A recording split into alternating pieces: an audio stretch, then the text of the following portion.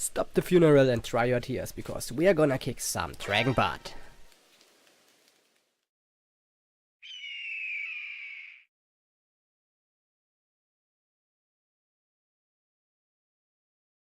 Mystery Dungeon has become a very popular and successful spin-off title in the Pokémon franchise. The latest game, Super Mystery Dungeon, also has become my favorite game for the 3DS for now. You could argue it isn't the spirit of Pokémon to play the whole game completely by yourself, without any other players.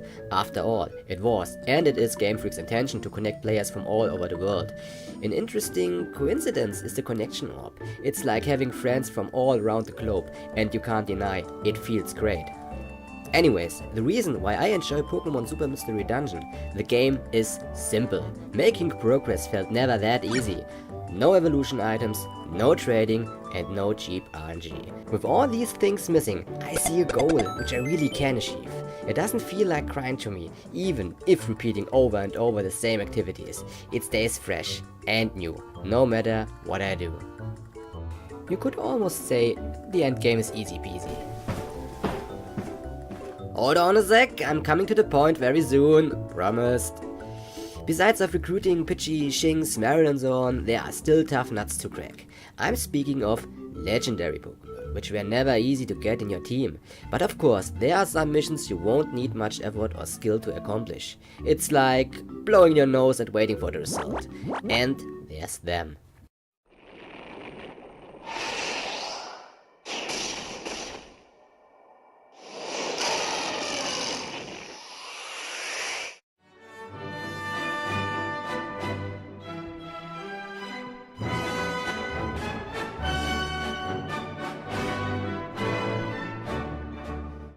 Wow, that's mean. So, let me introduce Reshiram and Zekrom. Have I pronounced their names correctly? Whatever. They will break your bones apart, shatter your dreams, and make you cry. No kidding. I tried different teams and strategies, but ended all the time getting smashed by these two douchebags. Bringing tons of revival seeds or level my team up is no option for me. With solutions like this, the fun ends and the grind begins, and that sucks. So, what to do? Or other question, what are we dealing with? Let's take a closer look on our enemy duo, shall we? Both belong to the Dragon type, what gives us very few possibilities. Being also a Dragon type Pokemon will double our damage, but also double the incoming damage. No good idea.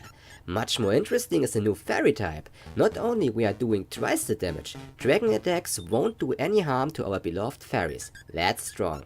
Looking on the attacks and the dual types of our opponents, I quickly found a very powerful counter. The Ansi.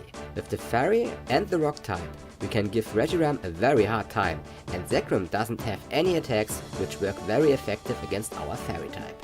But wait, there's more. The Ansi strikes double damage with Fairy attacks, and also causes double damage to Reshiram with Rock attacks. Not so powerful anymore, you oversized birdies! The Ansi seems just made for this job, so let's give it a try.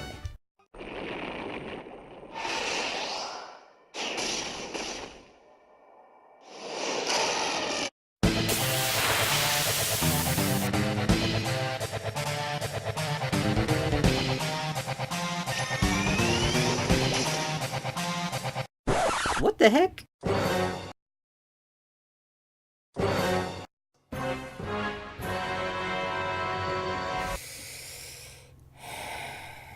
So much for that. Okay, back on our feet and back to our drawing board. It seems even with her immunities, Princess Diancie alone won't stand a chance in this fight. I see two major problems. First, the incoming damage. Considering that our opponents strike not just one, but against our whole team. Let's just say we are losing 1.5 fighter each move by each enemy. That makes 3 party members each round. Even if we are using our team attack and surrounding one dragon, both still have attacks and strike against our whole team, leaving us no room to hide. Which brings us to the second problem, the outgoing damage. To bring a powerful team in the fight is a very good idea. The more powerful we strike, the faster the fight ends. Let's say each member of our party deals 80 points of damage every move, which comes quite close to what we have seen so far. It makes 240 points of damage in total. Remember Zekrom's and Reshiram's health points? It's about 2100, so we need nearly 9 rounds to take down one single enemy. 9 rounds if, and only if, every attack successfully meets the target. Call to mind that every round we are losing 3 reviver seeds, so taking down one single Fu makes 27 reviver seeds in total. After that, we have still to deal with the remaining ones. Again, 1.5 reviver seeds every round, 9 more rounds to go, makes about 13 reviver seeds additionally.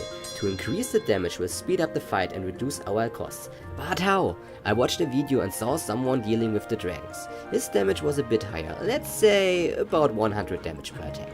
And he also struck with room attacks, hitting both opponents with one attack. At the end, he still needed 27 reviver seeds. There's no denying, our team takes too much damage and the enemy too little, a vicious circle which we have to break. The goal must be to sharply reduce the incoming damage and maximize our own damage somehow. For both problems, there must be an answer. For that, we have to take a deeper look on our possible attacks.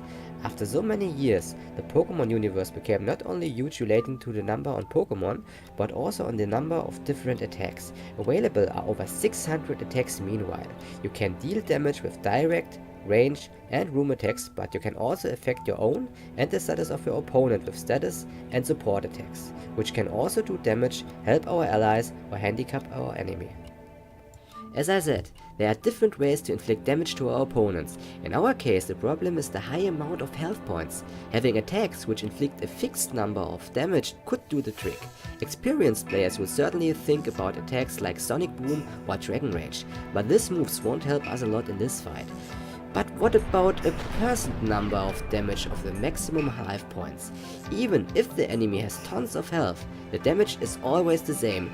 Let's say 5%, which means 105 points of damage in our case. Now, forget about the 5%, we have something way more better. Introducing Curse. Curse works in 2 total different ways. If you are using it with a non-ghost Pokemon, Curse will drop the user's speed by 1 stage. In return, the attack and the defense will rise by 1 stage. Way more interesting is in our case the way Curse works when used by a ghost Pokemon. The user will sacrifice 50% of his maximum health points to put a curse on the target. Each round, Curse will cut the opponent's health points into quarters. That makes a total damage of 525 every round. Wow! Unfortunately, there is a little catch. The enemy will shake off the status effect after a few rounds, which means we have to apply the curse a few times. Bosses also recover faster from negative status effects, so no time to rest.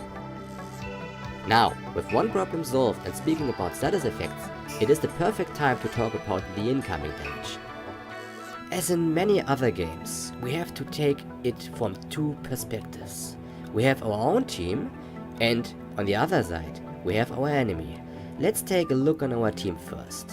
To reduce the incoming damage, we can influence our stats by using moves like Barrier or Defend Order, for example. Our stats will raise, which means the incoming damage is reduced. But there's a major problem here. As soon as our health points hit the ground, the status turns back to normal. After reviving our fallen ally, we have to use our defense moves again, which costs time, and considering how quick and how much the enemy can deal damage, time isn't our best friend. On the other hand, we have our opponents. The best way to reduce the damage is to take down the enemy as quick as possible. But as we know, it fails to the high amount on health points. But what about preventing the damage, let's say by status effects, using Sleep or Paralyze for example? Remember the problem. Bosses will shake off negative status effects very quickly. If you are lucky, the effect lasts 2 rounds. After that, the fun is over. But there is another way. Let's take a look at the clip. As you can see, a member of our party got weakened by a status attack.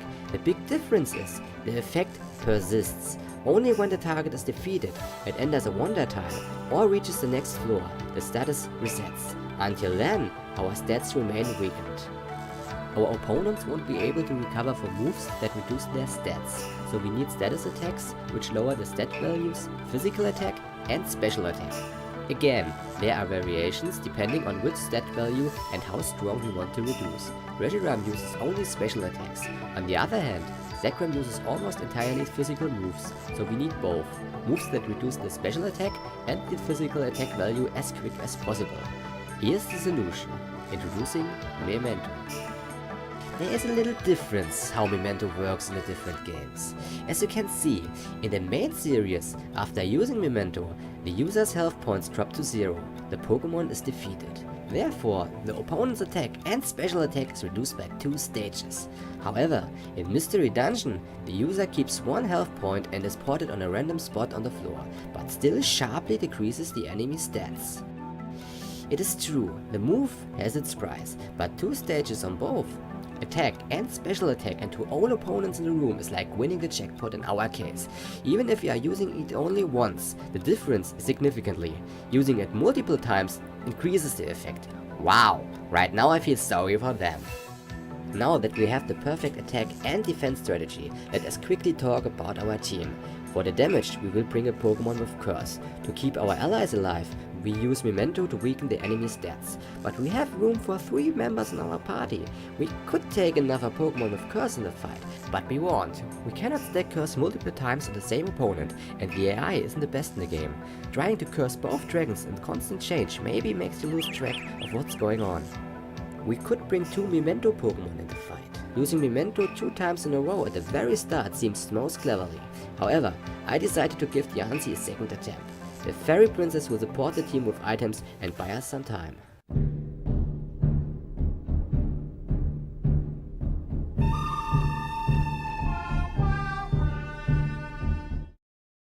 Now, the time has finally come. Let's do this. As you can see, I start with checking the move settings and team tactics. I decided to not use Curse at the very beginning. More important is to build a strong defense and lower the enemy attack. Now it's Yancy's turn. Time to speed up the team. After that, I do 2 things. Bring Yancy in position to shield the rest of the team from Reshiram and buy us some time with a Slumber Orb. If you paid attention, you maybe have recognized that Memento failed to Zekrom. That can happen sometimes. More important to bring items which stop the enemy attack.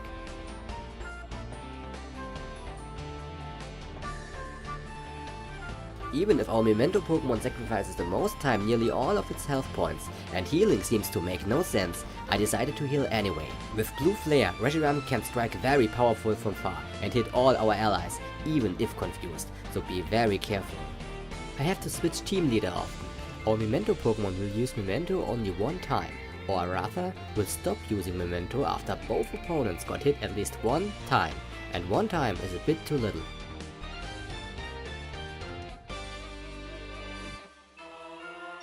Now the time for engaging has come.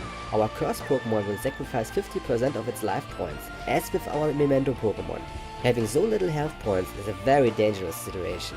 We got badly hit, but not enough health points to fall into the critical area, so we have to waste 1 move to bring the health points back to a safe zone. By the way, if the Curse Pokémon has an odd number of health points, the remaining points are rounded in its favor, so we can use Curse 2 times in a row without getting defeated.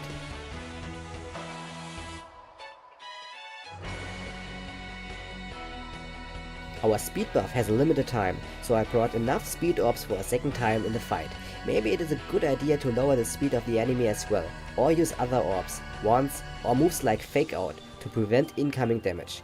It may also happen that some party members get burned or paralyzed. Having status healing items is a good idea, but as we know, if defeated, our status resets. Zekrom bit the dust. Now it's time to take out the remaining dragon to end the fight. You can bring your team with a roll call orb or with a team attack quickly in position, but having all party members that near to the enemy leaves them wide open for area attacks. On the other hand, you can use a move like Heal Pulse to heal party members easier. Stay alert and keep an eye on your life points. You do not want to fail at this point. As I said before, probably the very best idea is to bring 2 Memento Pokémon in the fight, maybe even a Pokémon with both moves, Curse and Memento.